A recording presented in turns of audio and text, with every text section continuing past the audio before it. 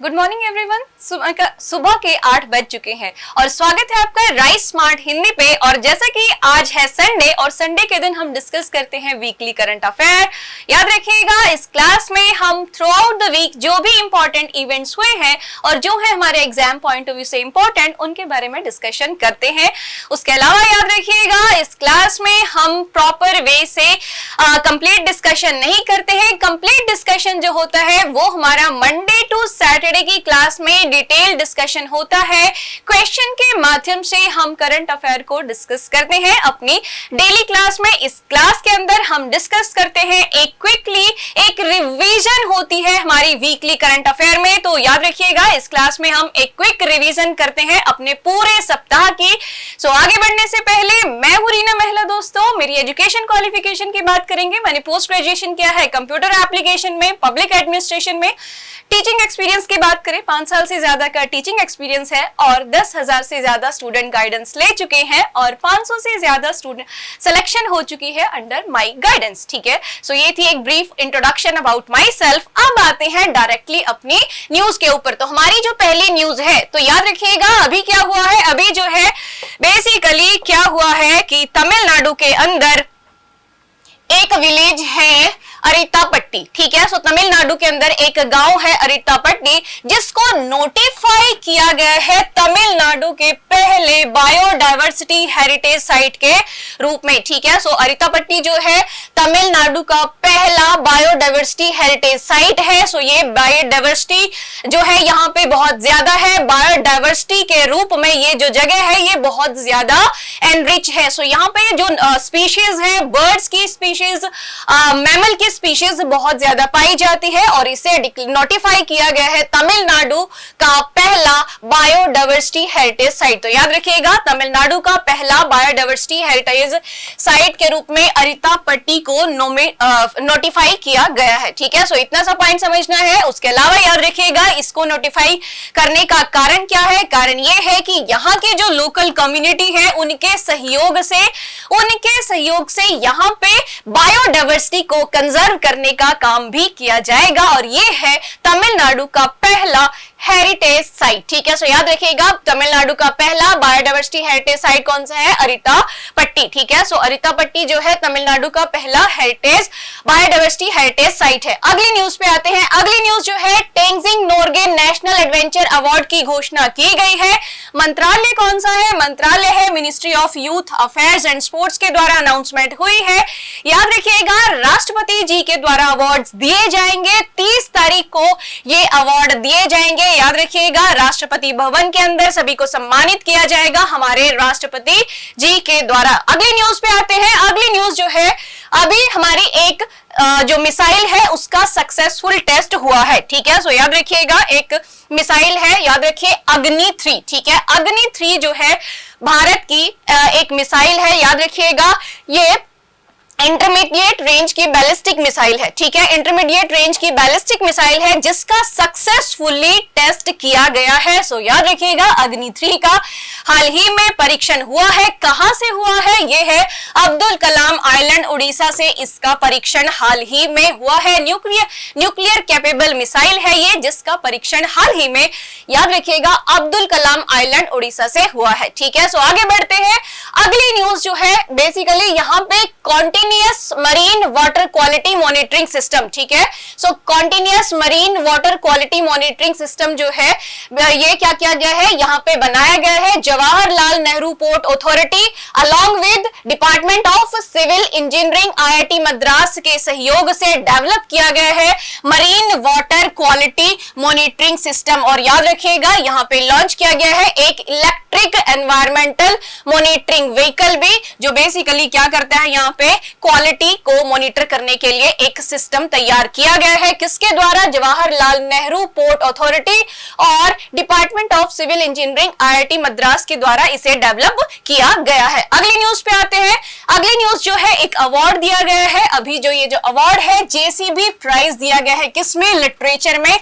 और किसको दिया गया है, दिया गया है? खालिद जावेद को ये अवार्ड दिया गया है। याद रखिएगा, उनकी जो रचना है, उनकी किताब का नाम याद रखना है द पैराडाइज ऑफ फूड। ठीक है, द पैराडाइज ऑफ फूड के लिए JCB प्राइज दिया गया। किसको दिया गया है? नाम याद रखिएगा, खालिद जावेद को। ठीक है, सो खालिद जावेद जी की जो रचना है पैराडाइज ऑफ फूड, उसको उर्दू से इंग्लिश में ट्रांसलेट किया गया है। ठीक है, सो उर्दू में थी ये, जिसको बैरन फारूकी के द्वारा इंग्लिश में, अंग्रेजी में ट्रांसलेट किया गया है, जिसे JCB प्राइज दिया गया है। तो प्राइज के रूप में यहाँ पे याद रखिएगा, यहाँ बेसिकली क्या दिया गया है? एक ट्रॉफी के साथ साथ 25 लाख रुपए की धनराशि भी दी गई है। ठीक है, याद रखिएगा, JCB प्राइज किसको मिला है? खालिद जावेद को। और याद रखिए, जावेद साहब को 25 लाख रुपए की धनराशि भी दी गई है अवार्ड के रूप में, और साथ में दी गई है एक ट्रॉफी। ठीक है, सो याद रखिएगा, किताब का नाम पैराडाइज ऑफ फूड, अवार्ड मिला किसको है? खालिद जावेद को यह अवार्ड मिला है। और इनकी किताब को उर्दू से इंग्लिश में किसने ट्रांसलेट किया है? बैरन फारूकी के द्वारा ट्रांसलेशन किया गया है इनकी किताब का। अगली न्यूज जो है, ठीक है, आप सभी को पता है कि गोवा के अंदर 53rd इंटरनेशनल फिल्म फेस्टिवल का आयोजन किया जा रहा है। याद रखिएगा, इस फेस्टिवल के अंदर 2 फिल्में, एक जो है कश्मीर फाइल्स, विवेक अग्निहोत्री की जो मूवी है कश्मीर फाइल, और उसके अलावा SS राजमौली की RRR को भी बेसिकली चलाया गया था इंडियन पैनोरमा सेक्शन के अंदर। हमें याद रखना है कि 53rd इंटरनेशनल फिल्म फेस्टिवल का आयोजन कहां हुआ? गोवा के अंदर है। सो 53rd इंटरनेशनल फेस्टिवल था। उसके अलावा क्या हुआ है यहाँ पे? उसके अलावा यहाँ पे हमारे जो यूनियन मिनिस्टर हैं information and broadcasting, Anurag Thakur ji, सो उनके द्वारा एक largest south Asian film market का इनॉग्रेशन किया गया है। नाम याद रखिएगा, फिल्म बाजार। ठीक है, सो क्या किया गया है? हमारे जो अनुराग ठाकुर है इंफॉर्मेशन मिनिस्टर, उनके द्वारा इंडिया, ठीक है, इंडिया का, इनफैक्ट यहाँ पे कहा गया है कि जो largest south Asian film market है, भारत ही नहीं, ठीक है, भारत ही नहीं, south Asian film market, largest south Asian film market, जिसका नाम है फिल्म बाजार, को इनॉग्रेट किया गया। उसके अलावा इनॉग्रेशन के समय पे इन्होंने कहा कि ये जो फेस्टिवल है, इंटरनेशनल फिल्म फेस्टिवल, जिसका आयोजन गोवा के अंदर किया जा रहा है, ये एशिया का सबसे बड़ा, ठीक है, एशिया का सबसे बड़ा फिल्म फेस्टिवल है। उसके अलावा इन्होंने कहा कि भारत जो है दुनिया का सबसे बड़ा फिल्म मेकिंग कंट्री है। पूरी दुनिया के अंदर अगर हम बात करें तो यहाँ पे अनुराग ठाकुर ने कहा कि भारत के अंदर सबसे ज्यादा फिल्मों का निर्माण होता है। उसके अलावा भारत का ये जो फेस्टिवल है, ये जो उत्सव है, इंटरनेशनल फिल्म फेस्टिवल, ये एशिया का बेसिकली बिगेस्ट फिल्म फेस्टिवल है। ठीक है, सो आगे बढ़ते हैं, बात कर रहे हैं हम 53rd इंटरनेशनल फिल्म फेस्टिवल की। यहाँ पे Indian film personality of the year goes to Chiranjeevi. ठीक है, सो यहाँ पे एक अवार्ड दिया गया है Indian film personality of the year. ठीक है, Indian film personality of the year का अवार्ड किसको दिया गया है? चिरंजीवी को दिया गया है। याद रखिएगा, गोवा के अंदर हमारा जो 53rd इंटरनेशनल फिल्म फेस्टिवल था, वहां पे Indian film personality of the year का अवार्ड किसको दिया गया है? चिरंजीवी को दिया गया है। अगली न्यूज पे आते हैं। अगली न्यूज है इंडिया की जो पूर्णिमा देवी है, ठीक है, उन्हें यूएन का हाईएस्ट एनवायरमेंटल अवार्ड दिया गया है। ठीक है, सो याद रखिएगा, चैंपियंस ऑफ अर्थ अवार्ड किसे दिया गया है?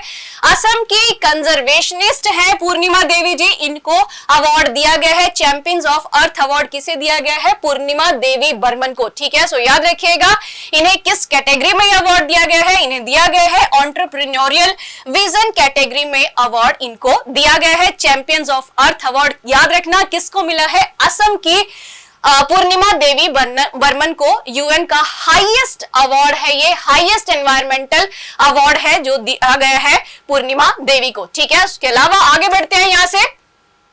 याद रखिएगा, उत्तराखंड के अंदर, उत्तराखंड ने हाल ही में एक इंटीग्रेटेड पोर्टल लॉन्च किया है फिल्म मेकर्स और इन्वेस्टर्स के लिए। ठीक है, सो फिल्म मेकर्स और इन्वेस्टर्स के लिए एक इंटीग्रेटेड पोर्टल किस राज्य के द्वारा लॉन्च किया गया है? याद रखिएगा, उत्तराखंड के लिए, उत्तराखंड के सरकार के द्वारा इसको लॉन्च किया गया है।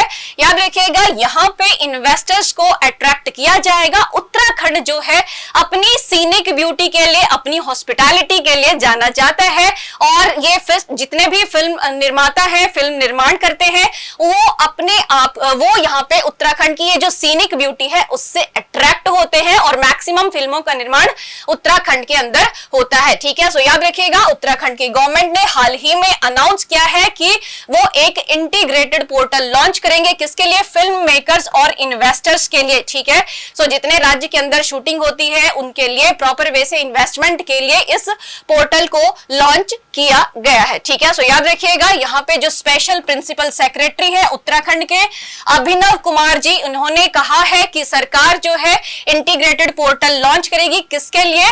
फिल्म शूटिंग और उससे संबंधित कार्यों के लिए। ठीक है, सो ये जानकारी दी गई है special principal secretary of Uttarakhand Abhinav Kumar ji के द्वारा। जैसा कि आप सभी जानते हैं उत्तराखंड की जो पहाड़ियां है, उत्तराखंड की जो लोकेशन है, सीनिक ब्यूटी है, वो फिल्म निर्माताओं को आकर्षित करती है। साथ में उत्तराखंड की जो हॉस्पिटैलिटी है वो भी यहाँ पे बेसिकली अट्रैक्ट करती है फिल्म शूटिंग के लिए। ठीक है, उसके अलावा याद रखिएगा अगर कोई शूटिंग से संबंधित परमिशन भी लेनी है तो भी इस पोर्टल, ये जो इंटीग्रेटेड पोर्टल है इन्वेस्ट उत्तराखंड, इसके माध्यम से परमिशन ली जा सकती है। आगे बढ़ते हैं यहाँ से। अगली जो न्यूज है, कुछ समय पहले आपको पता है यूएन के सेक्रेटरी जनरल जो है भारत के अंदर आए थे, जिनका नाम है एंटोनियो गुटेरेस। ठीक है, उन्होंने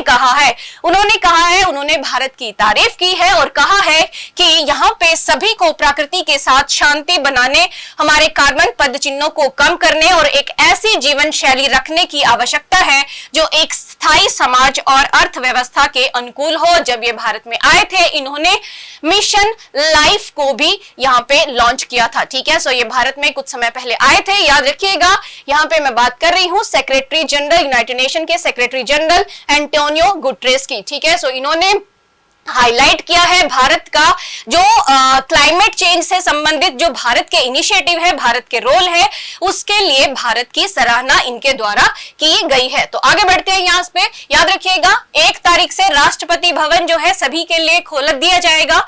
सो यहाँ पे जो है 1 दिसंबर से याद रखिएगा कि वेडनेसडे, थर्सडे, फ्राइडे, सैटरडे और संडे को बेसिकली सभी के लिए ओपन रहने वाला है और जितने भी गैजेटेड हॉलीडेज होते हैं उस दिन ये बंद रहेगा। 1 तारीख से ओपन कर दिया जाएगा राष्ट्रपति भवन। ठीक है, सो आगे बढ़ते हैं। अगली न्यूज है उदयपुर के अंदर पहली G20 शेरपा मीटिंग का आयोजन किया जाएगा। ठीक है, सो G20 की शेरपा मीटिंग का आयोजन किया जाएगा 4 तारीख से 7 दिसंबर के बीच में इसका आयोजन होने वाला है झीलों की नगरी उदयपुर के अंदर। ठीक है, सो इतना सा पॉइंट याद रखना है। उसके अलावा याद रखिएगा G20 समिट से पहले यहाँ पे प्रिलिमिनरी मीटिंग है, ये याद रखिएगा G20 शेरपा मीटिंग कहाँ पे? उदयपुर के अंदर। ठीक है, इतना सा पॉइंट यहाँ पे समझना है। आगे अगली न्यूज क्या है? अगली न्यूज है हमारी त्रिपुरा से। त्रिपुरा की ये न्यूज है post harvest management and rural collection centre. ठीक है, सो बेसिकली लॉन्च किया गया है त्रिपुरा के चीफ मिनिस्टर मानिक शाह के द्वारा। ठीक है, ये बेसिकली याद रखना है किसानों के हेल्प करने के लिए इस सेंटर को लॉन्च किया है। लगभग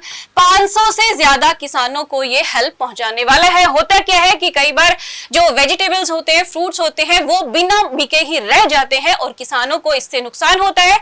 किसानों को सहयोग करने के लिए इसको लॉन्च किया गया है त्रिपुरा के चीफ मिनिस्टर मानिक शाह के द्वारा। ठीक है, सो आगे बढ़ते हैं।